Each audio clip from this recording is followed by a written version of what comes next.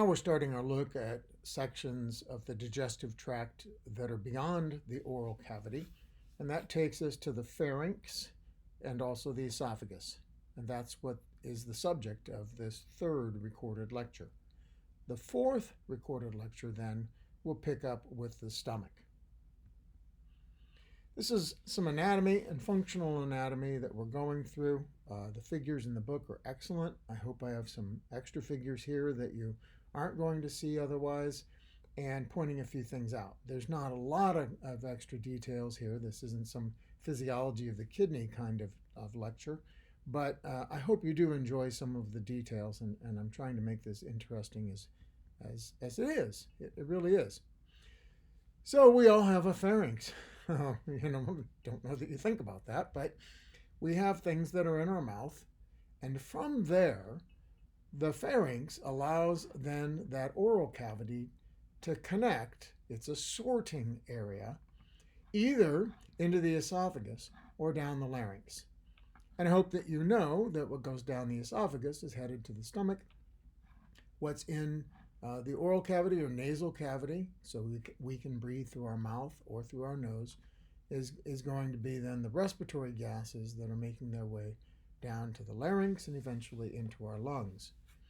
But this important sorting that goes on between the digestive and respiratory tracts is, of course, a considerable danger because it's a choking hazard, whether it's food that's going down the respiratory tract, which could cause us then to not be able to breathe and, of course, could lead to death, or it could be too much air going into the digestive tract, making that system inefficient. So this crisscross that occurs in the pharyngeal region is something we've talked about before. I mentioned it in the evolution class as an imperfection. The evolutionary history of the respiratory tract is that it's an extension derived from the digestive tract. So which came first, a digestive tract or a respiratory tract in us? And the answer is clearly the digestive tract. The respiratory tract comes off, first seen in, for example, lungfishes or other fishes where there was a swim bladder coming off that had a connection to the digestive tract, and from there respiratory systems like ours have evolved. So there is this historical connection, developmental connection that we can still see today in embryos. All right, pharyngeal region has a lot of skeletal muscle, and that means that most of what's going on here is voluntary. So you and I are choosing when to swallow. You can see from the writing here that these skeletal muscles form what are called pharyngeal constrictors. These are large bands or regions where it's narrowing, and as it narrows, it's forcing things downward. So in a sequence from superior, middle, and then inferior, it's a wave of contraction that's helping to propel, like peristalsis, but this is not because it's skeletal muscle. Peristalsis usually involves smooth muscle, but these are voluntary sequences of muscle constriction that are forcing things then down our pharynx. Now, interestingly, when we're not swallowing, the inferior, that is the lowest or most caudal of these muscles here, these skeletal muscles, it remains constricted. And its functional significance, as I remind you here, its functional significance as it remains constricted when we are not swallowing is so that when we breathe in, it restricts airflow into our digestive tract, which I just mentioned to you. Okay. Interestingly, it's not an anatomical sphincter. It's not a sphincter that's firm muscle band like, for example, the pyloric sphincter of the stomach. And therefore, at the time of death, it relaxes. It's not an anatomical. So that's the difference between a physiological sphincter and an anatomical. An anatomical sphincter is a thick band, and it remains a thick band without active contraction. A physiological sphincter is a constricted region, but it's actively constricted, and when relaxed, it doesn't exist anymore. So that's important actually for dissections. If you went in and did a dissection, would you find then, so this is important for you to know, could be a test question. If you went in and did a dissection of a human cadaver or a cat, and you looked at this lower pharyngeal region, this inferior constrictor, would you find it on a dissection? And the answer is no. It says right here, it disappears at the time of the death. Here is the location of these pharyngeal constrictors. Here we see them in sequence in the rear of our throat. So we have, of course, oral cavity right here, and then that follows by these three superior, middle, and inferior constrictors. And we said these inferior then are constrictors only physiologically active, and we said their functional significance is restricting airflow into the digestive tract when breathing. So what are pharyngeal constrictors doing?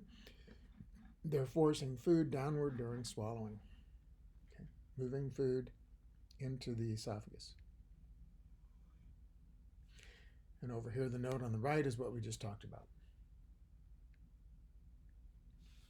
Now, this is not an exact figure from your textbook, but it's another good one, and these textbooks are good. I'm going to show you the one from your own textbook in just a few minutes.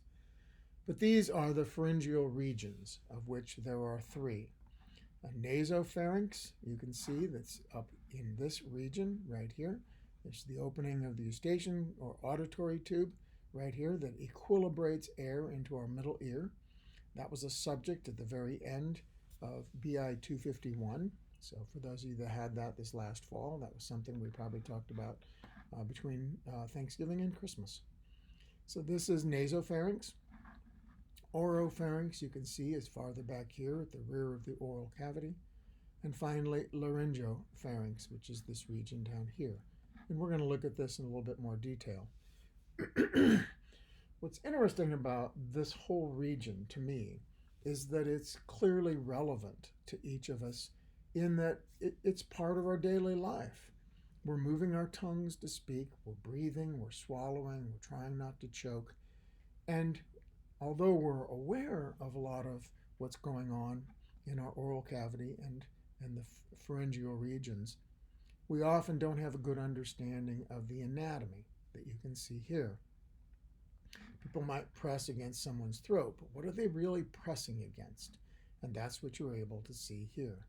So this form and function is something that's relevant and very much available to us.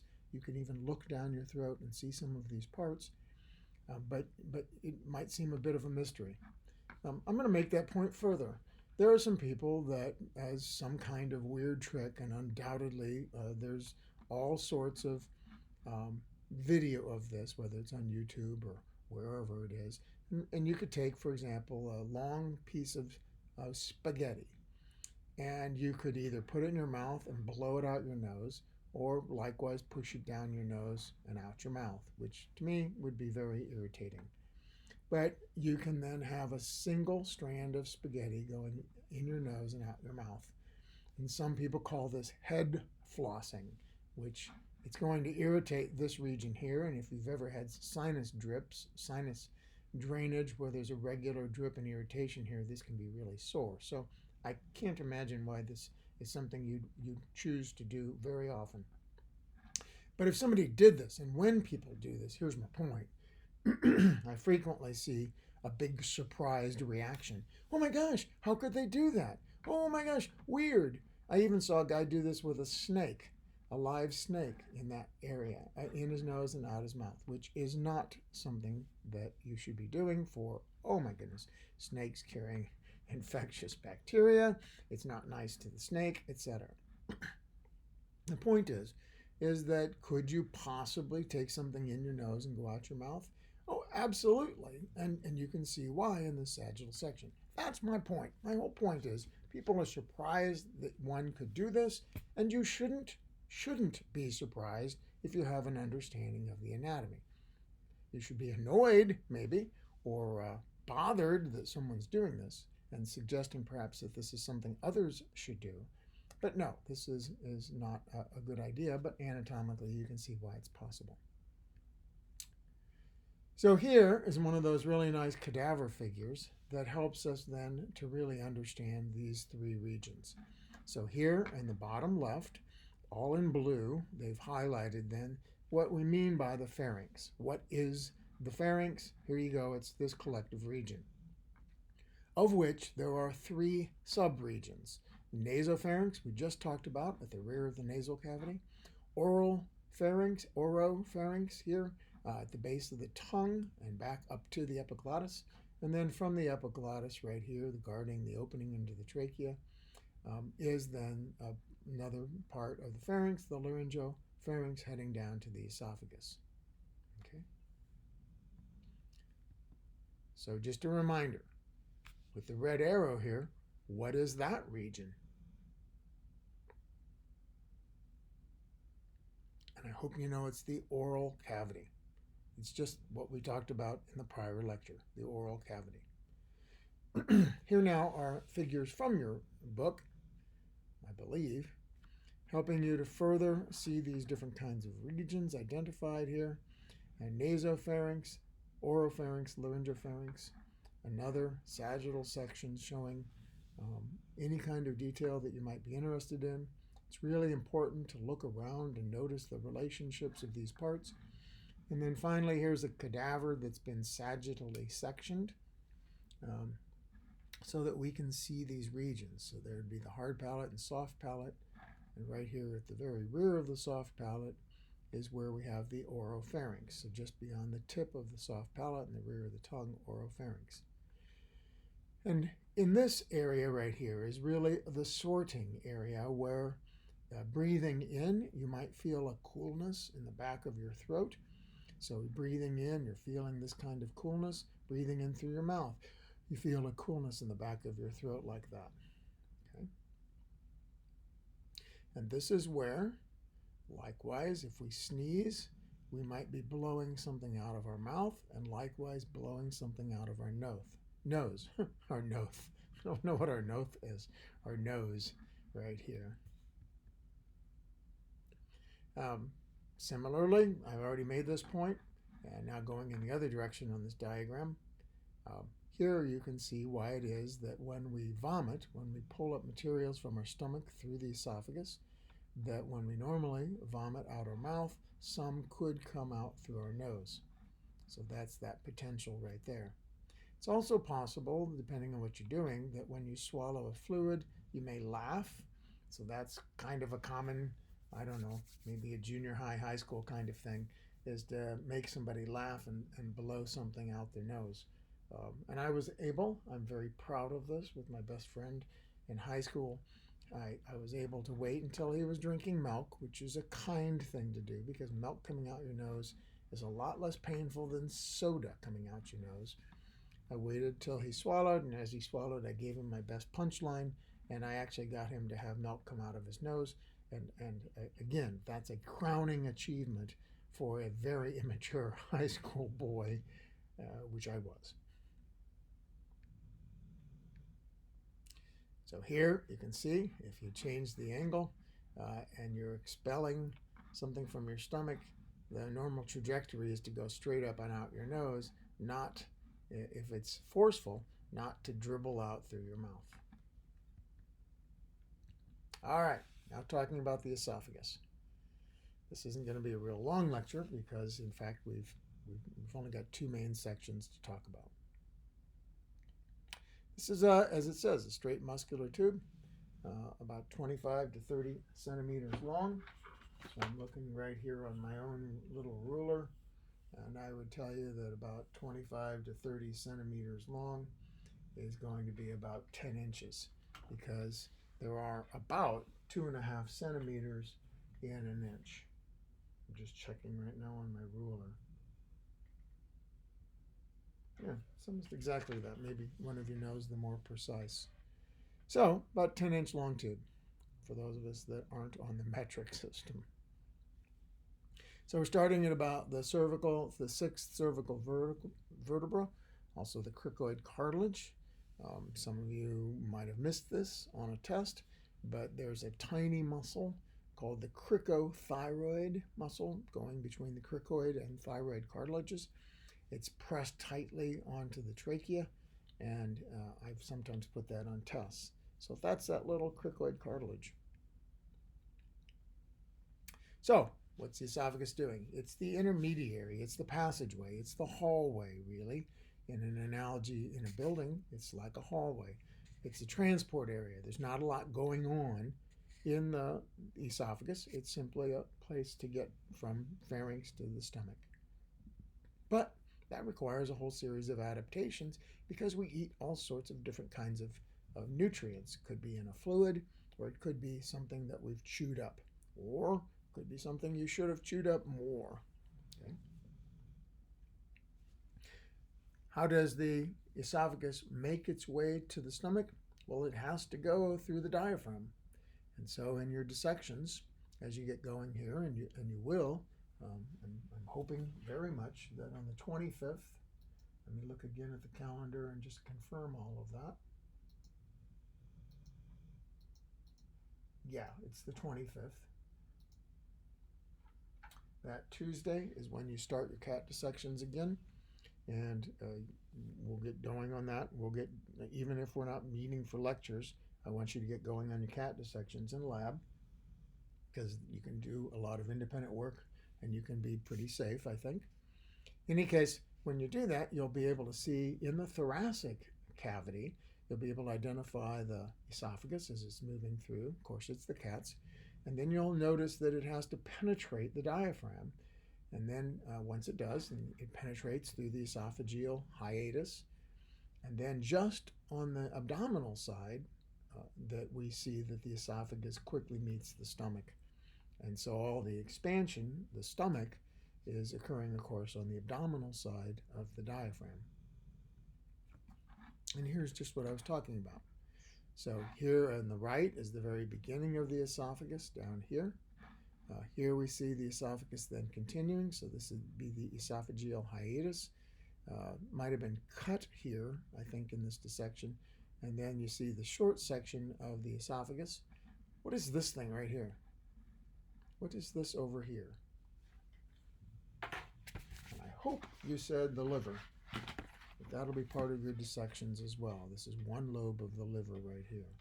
So here's the esophagus ending. There's going to be it's in the stomach, it's called the cardiac sphincter, but there's a muscular sphincter right here, not a physiological sphincter, and that is protecting the esophagus from the contents of the stomach burbling back up. We'll talk about more of that in just a few minutes. On the left side is simply imagining the position of the esophagus as you've seen from the surface of a human being.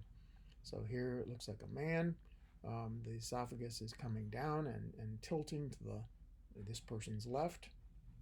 As you'd see over here, there's the actually better look at the esophageal hiatus, which is where the esophagus is penetrating through the diaphragm. And when you think about what's on top and what else is going on here, these are major blood vessels all in here, arteries and veins. And when you think about the position of the heart would be right about over in here, slightly left of midline. And therefore, when stomach contents do burble up into the esophagus, and if they are quite acidic, which they tend to be, then that would create a burning sensation.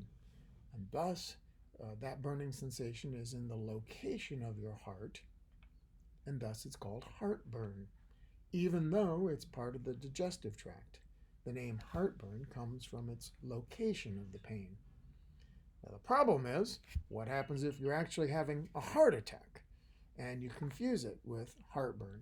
And that does happen. So people sometimes go to the hospital with really bad heartburn and they wonder if they're having a heart attack. For me, and what works for me, is just taking a Tums.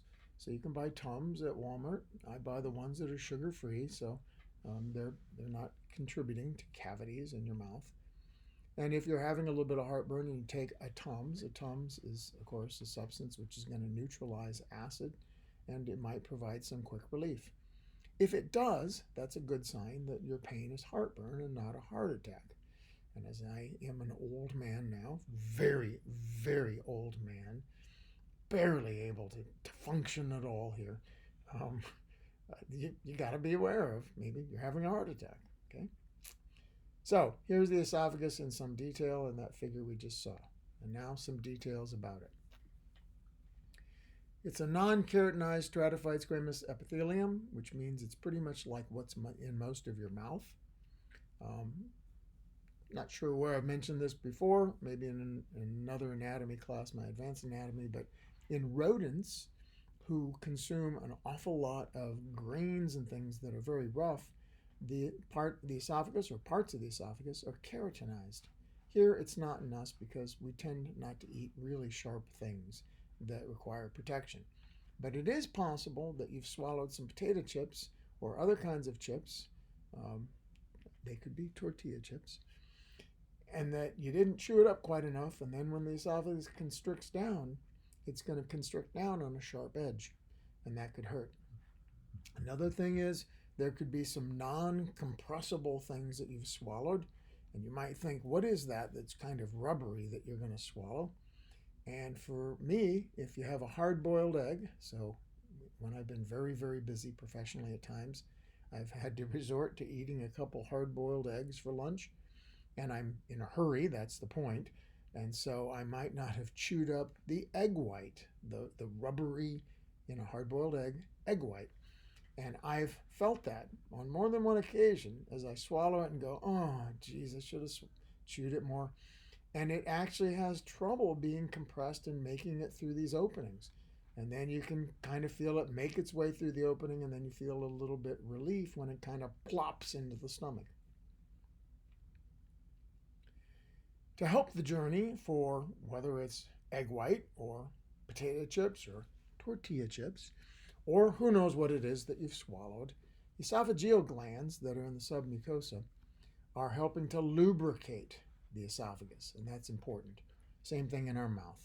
Things are going to move around and glide around better if our mouth stays moist, a little bit of a thicker mucus there. Our teeth are not sticking to the insides of our cheeks for the same reason. At the very start, we've said already, the region, the posterior region of the pharynx, the inferior musculature, is skeletal muscle. Upper parts of the esophagus are skeletal muscle. Then it becomes a mix of skeletal and smooth until it's finally smooth down here. And of course, smooth muscle is going to be part of these sphincters, the cardiac sphincter down here. So why is it significant that it becomes smooth muscle? That becomes the peristalsis, that the wave of contraction, the rhythmic wave of contraction, and that carefully coordinated sequence of contraction is done best by smooth muscle. Same thing going on in the rest of your digestive tract. So where are we seeing then the stomach meeting the esophagus, and the level is about T7. So you can see we got quite a few ribs down here. And the bottom line is when you look for where you see the diaphragm, whether it's a cat or human, it tends to be the bottom edge of your rib cage. So right now, if you feel your rib cage and then go down and find the lower edge of it, you'll notice it's dome-shaped. That's going to be really important because when you're doing the cat dissection, you're going to need to cut at the bottom edge of the ribs and hopefully find the diaphragm on one side there, and then you've opened up the abdominal cavity. Okay. Then what we do is make an incision on the other side here so that we can separate back, pull back the ribs on each side, see the thoracic cavity, then keep the diaphragm in its position, and then open up on the other side the abdominal cavity. So that'll be part of that dissection. And you'll want to take a look at the demo cats to see how this is done. So it's often the easiest way to explain this is just to show you one that's done. And we talked about adventitia or serosa on the very outside. The esophagus here is covered by adventitia on the outside. So this is that lower esophageal sphincter we talked about. And we said that food is pausing here. And this is part of preventing regurgitation into the esophagus, which we said contributes to heartburn. Okay? Esophageal mucus protected, hopefully protecting a bit from erosion of stomach acid. You should know that people with regular heartburn up here, it means that they're killing or damaging cells of the epithelium, would result in the cells of the epithelium needing to turn over, which means make more and more and more of them. And there are now known cases and risks that if you have tremendous repeated heartburn, you could get cancer down here in the lower esophagus. So here's the definition of heartburn for you. This is a really cool image. I really like this. Here we're looking at a cross-section of the esophagus. You notice the folds here, so that this is capable of great expansion based on whatever it is you swallowed. And then what they've done based on this image is they've highlighted the different layers that are all really, really nicely identified right here. So from the outside, we see the adventitia, and then on the inside, we see the mucosa. And the mucosa consisting here of the epithelium to the muscularis mucosa. Then below the muscularis mucosa is the submucosa. And finally, out here on the outside is that muscle, which we said depending on the level that you've cut the esophagus, this could be skeletal or smooth muscle. And I'm delighted by having these recordings of my lectures. I understand that there's advantages of it being together. Right now, the advantages of being together are outweighed by the risks of this incredible Omicron spread, which is just at unbelievably frightening levels. In Macoupin County, an average daily count of the spread of COVID over the past year or so has ranged somewhere between 15 and 30 a day, cases reported a day. Now, right now as I record this on January 15th, the cases in Macoupin County, the documented cases of testing are over not 30, not 15, 130 a day. And that doesn't include people who are home testing and not going to the county. So I'm really glad I'm recording this. I think you're better off with me recording this. And these beautiful images right here, highlighted as they are, is an incredible way for you to appreciate those histological layers of the digestive tract I talked about and introduced in the prior lecture. And now we're seeing the application in each of these sections of the digestive tract. So here in the esophagus. So I'm really glad you have this, and you can maybe expand it and look at it a little bit better, but it really helps you to appreciate what each of these terms means, and these are things that you will need to know and be able to identify when you learn some histology in lab in just a couple weeks. So a question. When we swallow, are we relying on gravity to move the food from the pharyngeal region to the stomach? And is that the same thing with liquids? Boy, that would seem like, yeah, you probably are relying on gravity. Well, if these are problems when you're not standing upright, what about astronauts where we don't have gravitational pull for swallowing? Let's take a look. This is figure 2511. You can study it. You can see it's got nice little descriptions of each stage. So I don't need to spend a lot of time on this, and I'm not going to. But swallowing is a very complicated reaction. Actually, you can have trouble swallowing.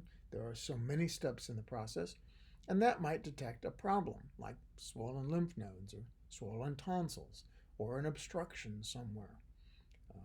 Who knows what the problem the person may have, neuromuscular control perhaps, but we might detect it during swallowing. This is a very, very basic reflex, and we said that the hindbrain is really important in these fundamental, very old kinds of things, right? So there's swallowing in salamanders, there's swallowing in frogs, swallowing in reptiles, swallowing in mammals.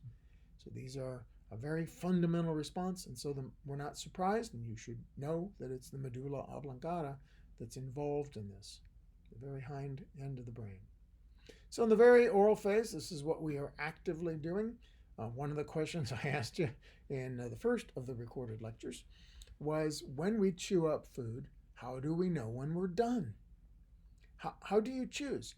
Now, it might be that you were hurried along. Maybe you've got to speak for some reason. Somebody calls you, somebody asks you something, and you quick swallow. So you could do it prematurely and cause problems in doing so. But in general, when we're chewing, if we take our time, we have lots and lots of small particles that get adhered together into what's called a food bolus. Okay? A food bolus right here, which is sort of a unit, if you think about it. So it's a swallowed unit. All right? It often sticks together. And you can see what's generally going to happen. So here it's described for you.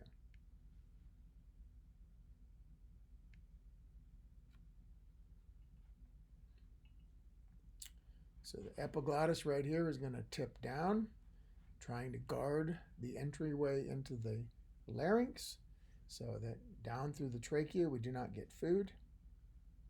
Then as we're actually swallowing, there you can see the larynx is protected as it tips down, as the epiglottis tips down. And then the bolus is moved past the airway.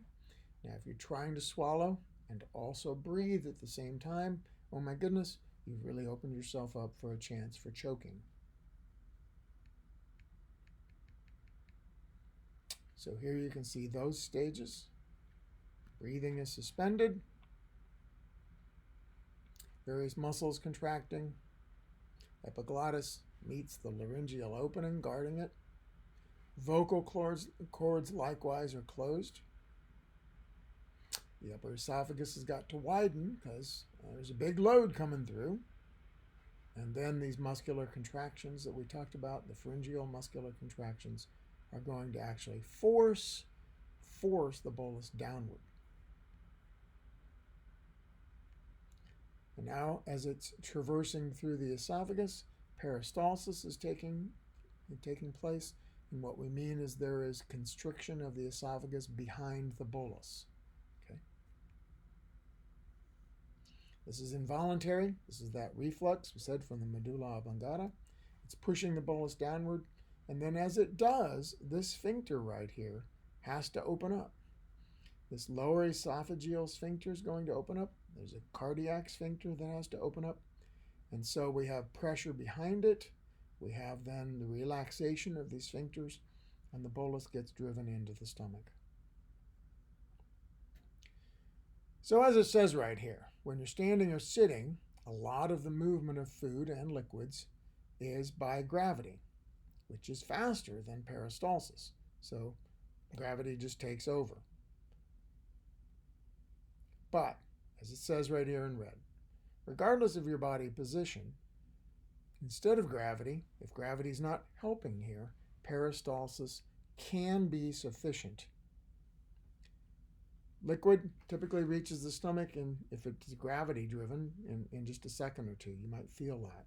Food might take a little bit longer, and if it's a little painful going down, you can be very much aware of how long it's taking for something you should have chewed more entering your stomach.